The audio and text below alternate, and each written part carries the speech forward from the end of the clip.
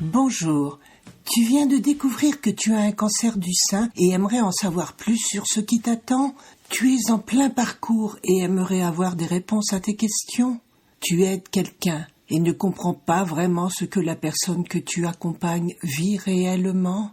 Ce podcast te donnera toutes les réponses que tu attends. Tu y trouveras, outre mon témoignage, des interviews d'intervenants divers, de paramédicaux, de thérapeutes de médecine complémentaire. Je t'y transmettrai également des conseils et des outils pratiques, souvent issus de mon expérience ou de celle d'autres malades, afin de mieux vivre et comprendre ce qui t'arrive. Je m'appelle Françoise Boutet et en 2022, j'ai vécu et vaincu 3 cancers, du sein et du poumon. Je te transmets ici tout ce que j'aurais aimé savoir, tout ce que j'ai pu glaner et tous les outils qui m'ont aidé à vivre le mieux possible cette période.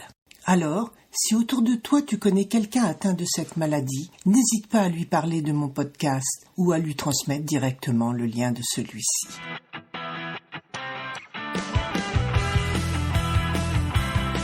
Bonjour. Je reprends aujourd'hui la suite de mon témoignage, arrêté fin décembre, avec le 8e épisode et le résultat de la seconde biopsie. Tu trouveras dans cette 3e saison un changement. Désormais, je te tutoierai, car j'ai développé un réel échange avec vous toutes, mes auditrices. Et je suis donc arrivée à laisser tomber mon éducation et mes bonnes manières pour m'adresser à toi de cœur à cœur et de sœur à sœur.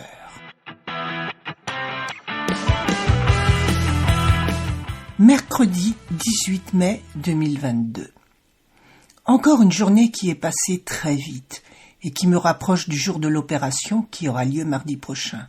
Quand j'y pense, ce mois est passé à la vitesse de l'éclair.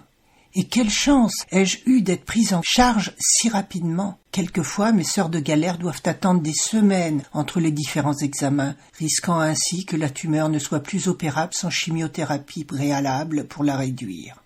Et pourtant, je n'ai toujours pas peur, grâce à toutes les rondes EFT que j'ai faites depuis l'annonce de ma grosseur. Cela m'a permis de me débarrasser de mes différentes peurs, celles des aiguilles, d'une nouvelle opération, d'une éventuelle chimiothérapie, de la douleur. Quel plaisir de rester calme et sereine, et de pouvoir profiter quand même de ce que je considère comme des vacances, même si ce n'en sont évidemment pas. Ceci dit, je dors beaucoup. Depuis que je suis arrêtée, j'accumule les siestes et les nuits de repos. Je récupère. Mais de quoi au juste? De cette accumulation de nouvelles déstabilisantes? De toute la fatigue due aux allers et retours incessants, aux examens, à la chaleur? Ou plutôt au fait de lâcher prise, d'écouter enfin mon corps et ses attentes, de lever le pied, d'arrêter de travailler, d'arrêter de penser, de faire, d'agir, de créer, de travailler?